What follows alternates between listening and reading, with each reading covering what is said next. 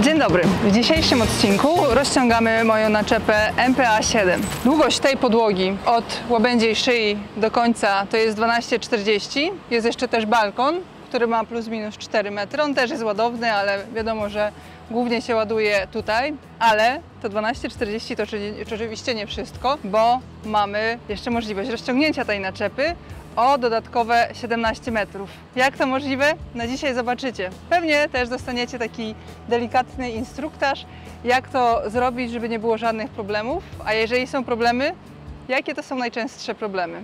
To co, rozciągamy? No więc tak, całe rozciąganie powinniśmy zacząć od tego, że poziomujemy zestaw, poziomujemy naczepę. Ja mam w swojej naczepie oczywiście zawieszenie hydrauliczne.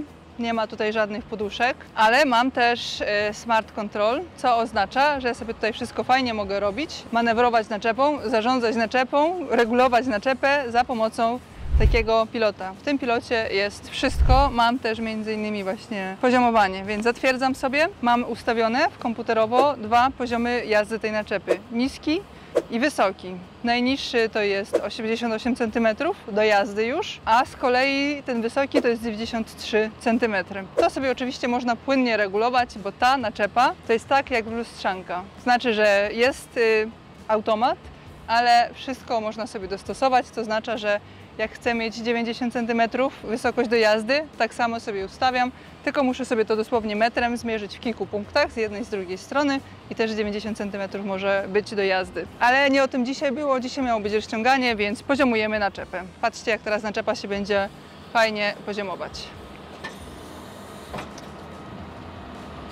Raz jedna strona, raz druga, łabędzia szyja, różne punkty. Dobrze, zaświeciło mi się tutaj zielone światełko, tak jak teraz. Nie wiem, czy widzicie. No i mamy poziom. Więc jak mamy już poziom, możemy teraz otworzyć pierwszy siłownik do pierwszego tunelu. W różnych firmach, w różnych regionach kierowcy różnie nazywają to. Nazywają to kręgosłupem, nazywają to tunelem, nazywają to ramą. Jak zwał, tak zwał.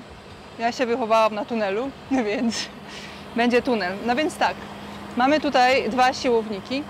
No i pewnie dosyć ważne jest to, że w zależności od konfiguracji naczepy, w zależności od typu naczepy, trzeba się będzie przełamywać, bądź też nie trzeba będzie się przełamywać. Jeżeli pamiętacie czasy, gdy jeździłam na śmigłach, no to tam były 3 tunele, każdy po 11,65, zawieszenie było pneumatyczne, no i trzeba było sobie tą naczepę przełamać. W mojej naczepie nie ma w ogóle takiej potrzeby.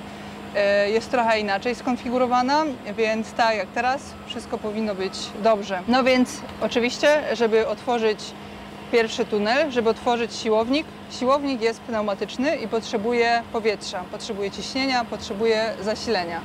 Tak, żeby tą sprężynę w środku tam, bo normalnie siłowniki pneumatyczne, takie jak ten, działają tak, że gdy powietrze jest wypuszczone, to tam ta sprężyna się rozpręża, no i dociska ten bolec i bolec po prostu zamyka zamek, a gdy chcemy otworzyć, no to powietrze musi ścisnąć tą sprężynę i dzięki temu się właśnie ten bolec wysuwa. Więc tutaj jest podpięcie pod pierwszy siłownik. Jak widzicie, ja mam tutaj włożony wąż, czyli jest możliwość teraz otworzenia zamka. Tutaj jest otwarcie do pierwszego zamka, tutaj jest otwarcie do drugiego zamka. Tak się patrzy w kolejności od przodu, jest to logicznie zrobione pierwszy, a później za nim jest drugi. Oprócz tego jeszcze mamy przy naczepie takie wizualna informacja dla kierowcy co do tego, czy siłownik się otworzył, czy się nie otworzył. No więc widzicie, tu jest takie zabezpieczenie, żeby coś tam tego żeby się nie zrobiło przez przypadek. Podnosimy i otwieramy. Widzicie, otworzyło się, cały czas się wysuwa. Cały czas się wysuwa, no i widzicie, otworzyło się. To jest informacja dla kierowcy, że może sobie bezpośrednio tak naprawdę od razu wyjechać. Jak się rozciągniemy, później Wam powiem jeszcze, jakie są błędy i jak przeciwdziałać tym błędom, tak żeby się bez problemu rozciągać. Ja wszystko zrobiłam jak trzeba, więc się ładnie otworzyło. Możemy się rozciągać. No i teraz tak, jak tam już mamy otworzony pierwszy zamek, to musimy w jakiś sposób zahamować naczepę. Ścieżki są 2. Możemy albo bezpośrednio zamknąć sobie zamek tutaj, znaczy zamek, no zaciągnąć hamulec tutaj I teraz naczepa jest zahamowana, nie można ją ruszać. Plus jest taki, że nie musimy już używać tego hamulca elektrycznego w aucie. Minus jest taki, że jeżeli nie otworzy nam się ten pierwszy zamek ze względów różnych, to lepiej jest pojeździć do przodu, do tyłu, no i wtedy już nie możemy tego zrobić, więc ja zawsze robię tak mi jest lepiej, że po prostu hamuję hamulcem elektrycznym w ciągniku. Ale jak mamy otwarte zamki, to jest tak naprawdę jak książka przykazała. Tutaj są wycieraczki, a wyżej jest między innymi też właśnie, to jest i retarder, tu jest generalnie dużo różnych sterowań hamulcowych. Dobra, pierwsze muszę tak spuścić ręczny. Robimy teraz tutaj i po prostu powoli podjeżdżamy, trzymając cały czas. A naczepa będzie stać w miejscu, a ciągnik będzie jechać do przodu.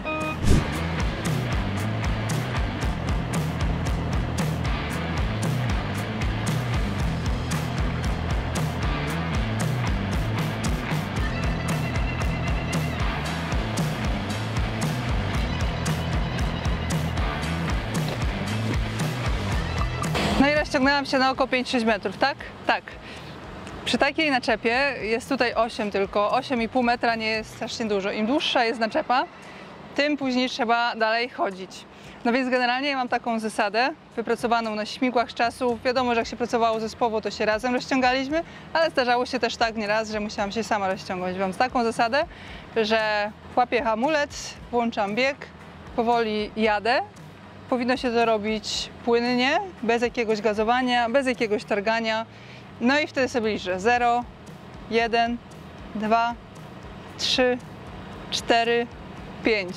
No i mniej więcej to się zgadza. Tak strzelałam, że to będzie 5-6 metrów. Więc jak już mamy rozciągnięte, powiedzmy, że chcemy się rozciągnąć na 6 metrów. Więc lepiej jest zawsze tak robić, żeby minąć ten zamek, na który sobie chcemy zamknąć i później cofnąć na niego, raczej niż jeszcze się rozciągać, bo tu mamy zahamowane, tu jeszcze ciągniemy, więc tak naprawdę ten przód będzie w przypadku, gdy jeszcze ją wyciągamy, troszeczkę po prostu, wiecie, schodzić w dół. I generalnie zasada jest taka złota przy rozciąganiu, że tutaj zawsze musi być szczelina. Przy tej naczepie ten rozciąg nie jest aż taki wielki, więc jest tutaj wszystko ok, ale złota zasada jest taka, że tu musi być minimalna szczelina. I po tej szczelinie też zobaczycie, czy stoicie mniej więcej równo, bo im więcej będziemy się rozciągać, w przypadku, gdy trzeba będzie się już na dalszych, w innych naczepach się przełamać, to czasami jest tak, że z jednej strony jest o tyle szczeliny, a z drugiej strony, że jest 0 i wtedy nie możemy tego wyciągnąć tunelu, więc jak chcemy sobie zamknąć powiedzmy na 6 metrach, no to już teraz zamykam sobie ten zamek. Widzicie? To się chowa. Znaczy, to się schowa w momencie, jak siłownik najedzie na zamek 6. Czy będąc w takiej pozycji jak teraz, czyli minięty mamy 6 zamek, możemy też sobie zrobić na 7? Też możemy. Czyli trzeba po prostu teraz powoli jechać do przodu i możemy zrobić na 7. Ja z doświadczenia na śmigłach wiem, że jest łatwiej, że jest lepiej po prostu wcofywać na zamek, niż dodatkowo wyciągać, tym bardziej, że tutaj mam troszeczkę tył naczepy już trochę w górze, więc lepiej jest dla mojej naczepy, zdrowiej, żeby teraz sobie po prostu wcofać na zamek, a tym bardziej, że jest bliziutko. Więc wcofujemy.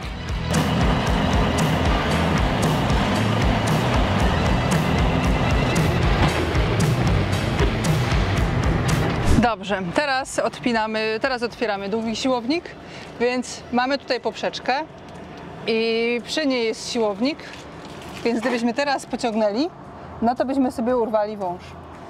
Także teraz trzeba wyciągnąć zasilanie pierwszego siłownika. Tutaj ładnie to sobie zamknąć oczywiście do jazdy, żeby się nie brudziło. Dzięki temu będzie się za każdym razem łatwo wkładać wtyczkę. No i teraz otwieramy drugi siłownik. Tak samo jak w przypadku pierwszego. Wysuwamy. Otworzył się, ale nie do końca, a widzicie, jeszcze się wysuwa, ale to jeszcze cały czas nie jest do końca. To dlatego, że nie jesteśmy w idealnie równym terenie, więc w takiej sytuacji najlepiej jest sobie zrobić tak, że troszeczkę się potoczyć do przodu, ewentualnie do tyłu, tak żeby on się zluzował, żeby nie szarpać na siłę. On się wysunie po swojemu, swoim tempem, no i się wysuwa. Także rozciągamy, ale teraz mam dla Was niespodziankę.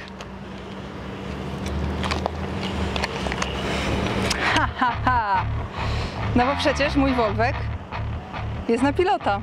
To jest teleradio. I teraz, proszę Państwa, będę rozciągać, już nie idąc do auta, bo mi się nie chce łazić. Skoro jest takie rozwiązanie, to zrobimy to tak. Działa wszystko dalej tak samo. Czyli widzicie, będę musiała spuścić ręczny. Tu jest gaz, tu jest kierownica i powiem Wam, że nawet przy takim rozciąganiu jest fajniej. Kierownicy w ogóle nie ruszamy. Tutaj mamy ręczny, ale ciężarówki, które musimy spuścić. Tutaj mamy gaz. I teraz musimy zaciągnąć hamulec parkingowy naczepy. Tu jest hamulec, który sprawi, że naczepa teraz będzie już zahamowana. Teraz spuszczamy hamulec parkingowy w Volvegu. No i do przodu, powoli. Volveg oczywiście ma sensor, który jest sprzężony w systemie, co oznacza, że gdyby ktoś tam teraz był, on po prostu się zatrzyma.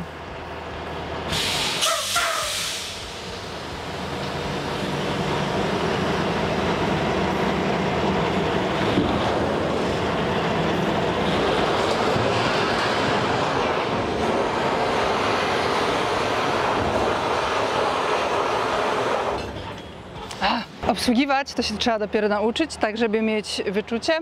No więc widzicie, mamy teraz wysunięty 8 tunel na 8 zamku. Praktycznie jest tyle co minięty, co oznacza, że teraz tak jak poprzednio, tylko po prostu zamykamy. Prawie... A właśnie. No i tu już jest taka rada kierowcy, który dużo używał. Jak jest tak, że jesteście prawie że na zamku, tak w tej sytuacji, widzicie, siłownik tutaj, zamek jest tutaj, więc lepiej w takiej sytuacji, jak ja mam pilota, jak ja jestem tutaj blisko, czy tak się rozciągacie w dwie osoby, lepiej jest mieć otwarty jeszcze zamek i powoli sobie cofać i w trakcie wcofywania zamknąć, bo dzięki temu nie będziemy mieć na przykład takich śladów właśnie jak tutaj, widzicie, że było zamknięte, było blisko, siłownik się mocno zamknął i wiecie, nie miał jeszcze takiej jakby prędkości, żeby on sobie tak fajnie, swobodnie się ślizgał po naczepie, więc jeżeli jest tak, że się rozciągacie w dwójkę, czy akurat macie pilota jak ja, to zawsze jest po prostu w trakcie lepiej zareagować i prawie, że na zamek nasunąć, więc takie coś. No i teraz do tyłu.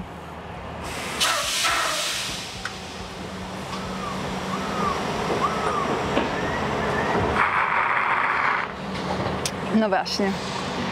Im dłużej i większy jest rozciąg, no to właśnie tym gorzej jest już jakoś tam wyciągać.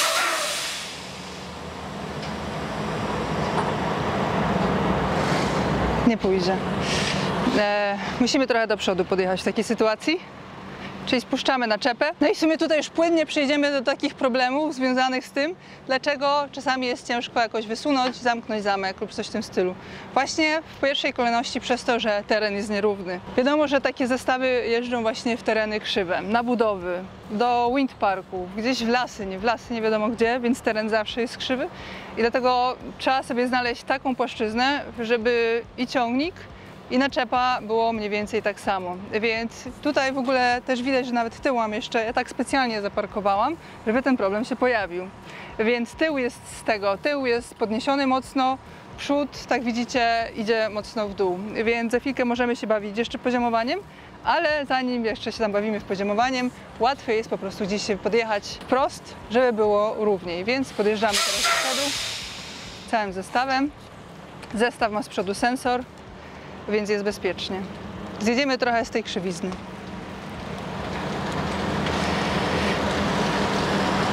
Nie ruszam kierownicy, on sobie jedzie prosto.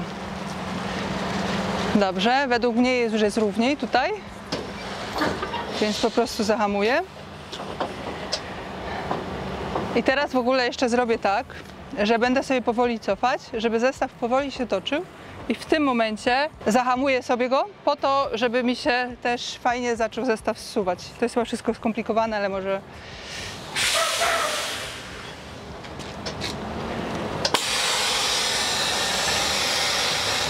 Widzicie?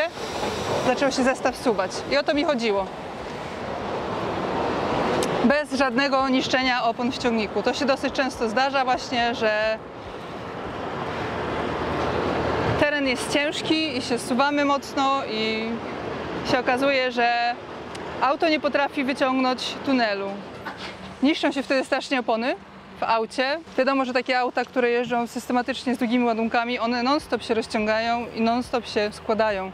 I jeżeli nie ma się takiego, wiecie, obycia i fachu w ręku, to te opony się strasznie niszczą. A jak wiadomo, jedna opona średnio 500 euro kosztuje, więc nie jest to mało.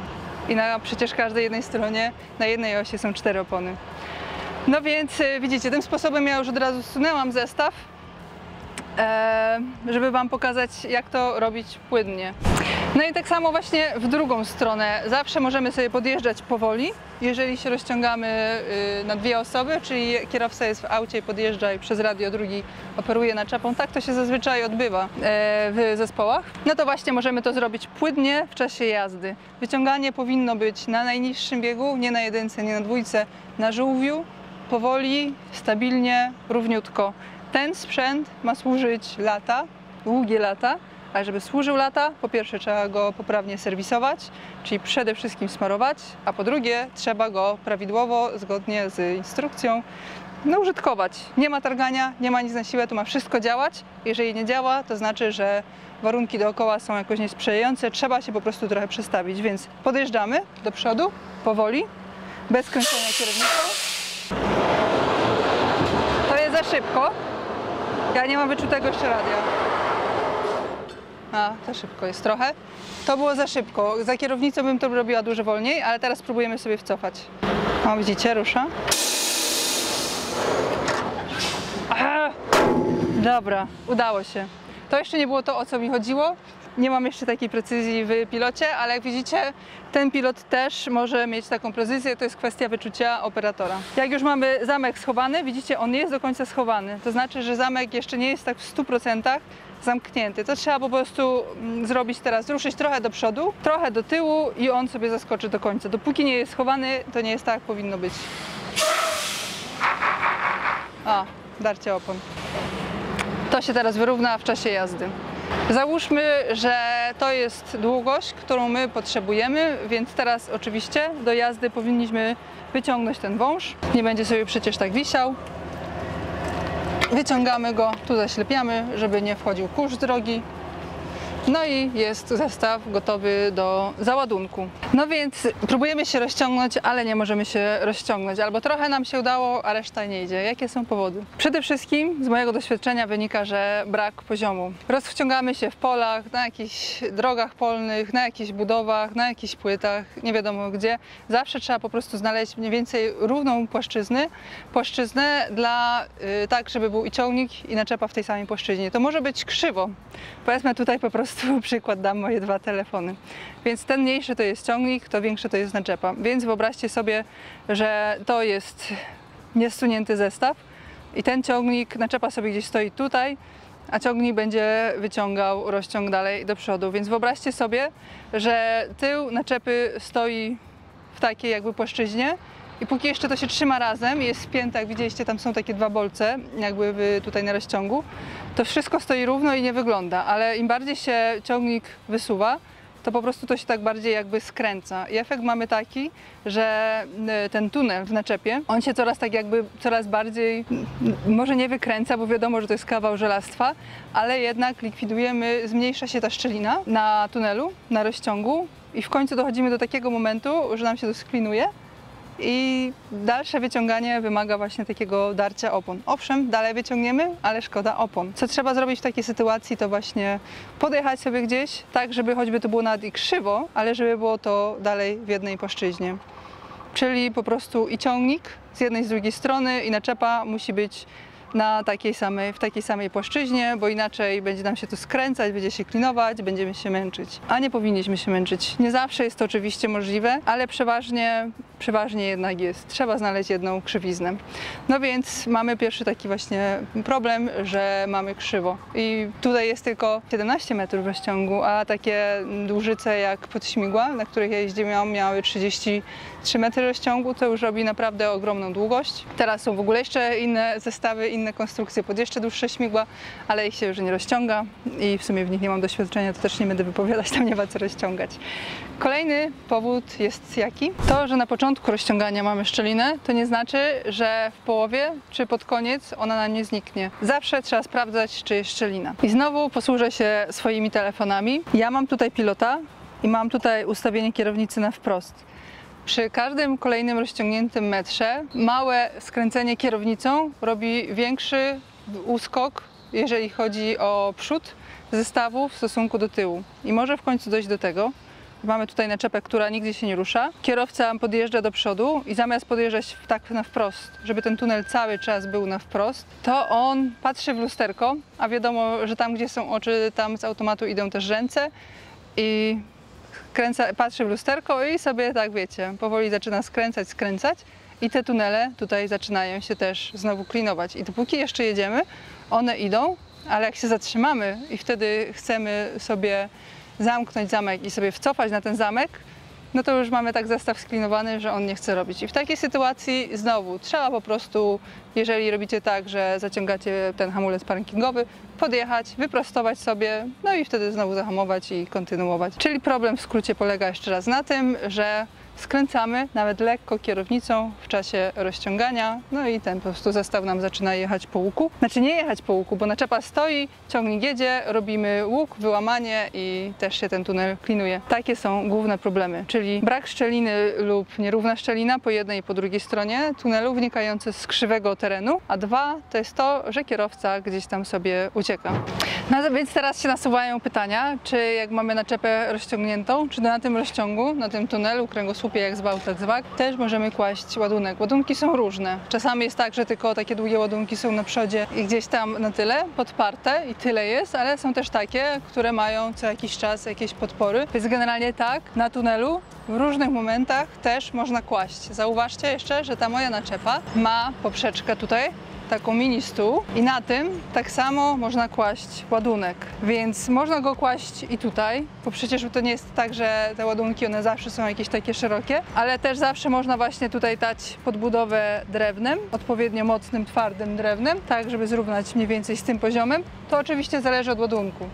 Więc też są takie ładunki, które mają podpory na różnych wysokościach, więc trzeba go generalnie gdzieś tam podbudować.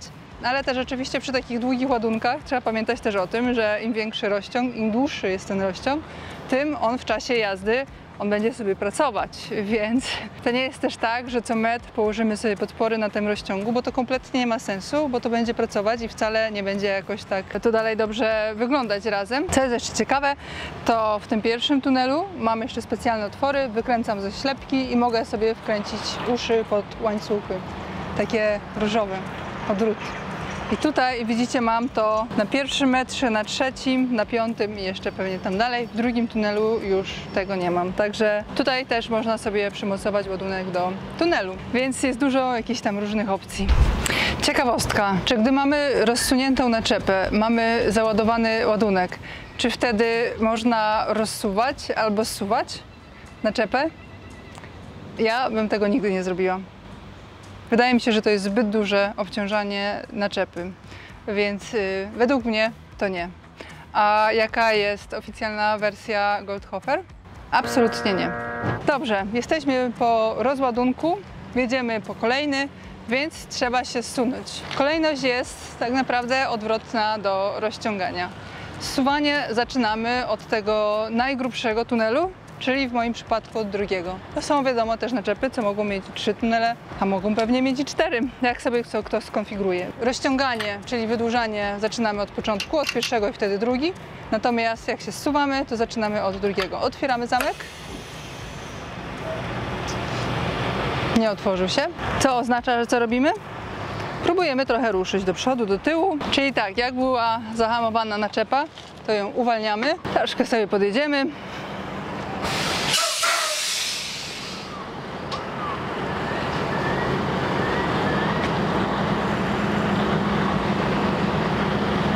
Trochę jak zmienimy teren. Spróbujemy zamknąć i znowu otworzyć. I teraz sobie zrobimy tak, że mamy tunel otwarty, jesteśmy w krzywym terenie i teraz sobie jedziemy powoli do tyłu i nagle, jak już będziemy mieć troszeczkę prędkości, jak będziemy się toczyć, ja sobie zaciągnę hamulec.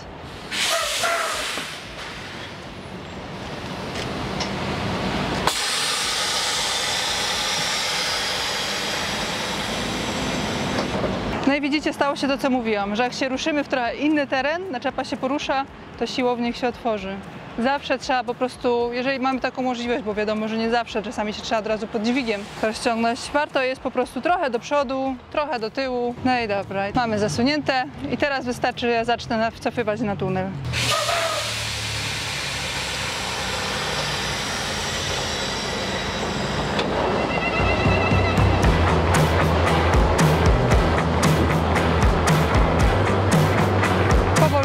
Powolutku i tutaj już jestem w pogotowiu. Jak minę ten, o teraz ten tunel. No i pięknie. No i tak, pierwszy tunel mamy zamknięty, drugi tunel mamy zamknięty. Teraz chcemy otworzyć pierwszy. Ale pierwszy, żeby otworzyć, potrzebujemy go oczywiście znowu zasilić. Więc tak, musimy połączyć tutaj. O, dobrze. Teraz otwieramy drugi. Tak samo.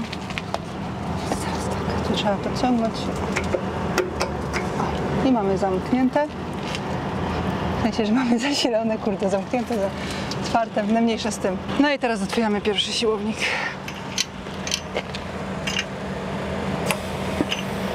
Zobaczymy, że się otwiera, czy nie. Nie otworzył się. Jak się nie otworzył, szkoda szarpać. Trzeba uwolnić naczepę. Podjedziemy sobie pierwszy do tyłu trochę.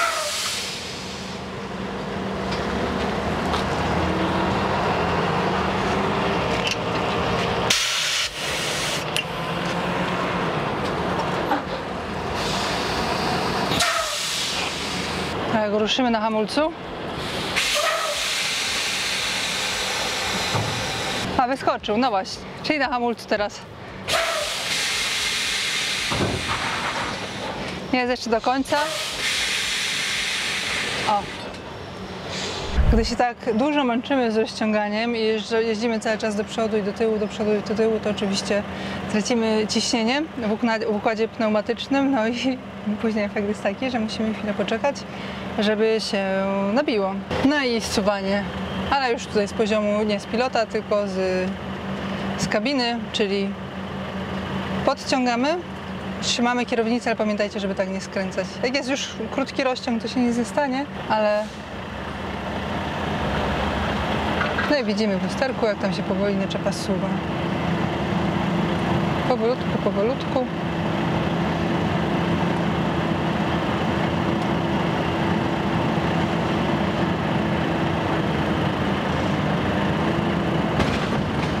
Dobrze. Chodź. No i teraz wychodzimy na zewnątrz i pozamykamy sobie jeszcze zamki. Jesteśmy zsunięci, chociaż jak widzicie, jest tutaj duża jeszcze przerwa, także zamek jeszcze nie był zamknięty, teraz zamykam zamek. Widzicie, i teraz jak ja sobie podjadę, tego się na siłę nie da wcisnąć, oczywiście. Teraz jak ja sobie jeszcze troszeczkę dosunę, wypoziomuję się, to on się zamknie do końca, no i ten oczywiście też się zamknie.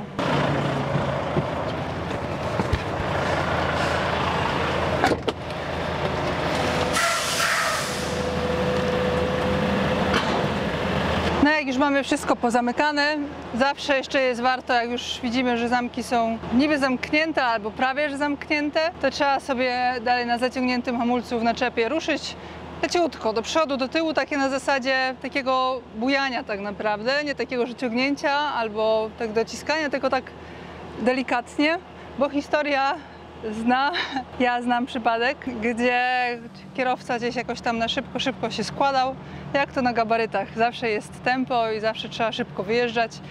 No i na skrzyżowaniu nagle się może okazać, że zaczyna nam się naczepa rozsuwać, więc lepiej jest jeszcze tak sobie pobujać tą naczepą do tyłu, do przodu na zamkniętym zamku. No i tyle. Poziomujemy się, no i mamy gotowe wszystko. Na tym polega cała filozofia składania, rozciągania się i zsuwania więc trzeba pamiętać o tym, że warunki zazwyczaj na gabarytach są ciężkie, bo to są zazwyczaj budowy, jeszcze raz powtarzam, to nie jest łatwe, ale właśnie te małe rzeczy, te szczegóły sprawiają, że albo się łatwo rozciągamy, albo trzeba się bujać do przodu i do tyłu, co od razu sprawia, że tracimy ciśnienie w układzie pneumatycznym. Kompresor musi je sobie wytworzyć, więc musimy czekać i rozciąganie zamiast kilku minut to zajmuje kilkanaście albo kilkadziesiąt. Małe rzeczy robią różnicę. No więc to by było tyle w dzisiejszym odcinku. Jeżeli macie jakieś pytania, zapraszam do zadawania pytań w komentarzach. Jeżeli będą jakieś ciekawe, konkretne, merytoryczne pytania, to nagramy dla Was odcinek z odpowiedziami. Ale pamiętajcie, że to muszą być dobre pytania, mądre pytania. Dziękuję, pozdrawiam, szerokości.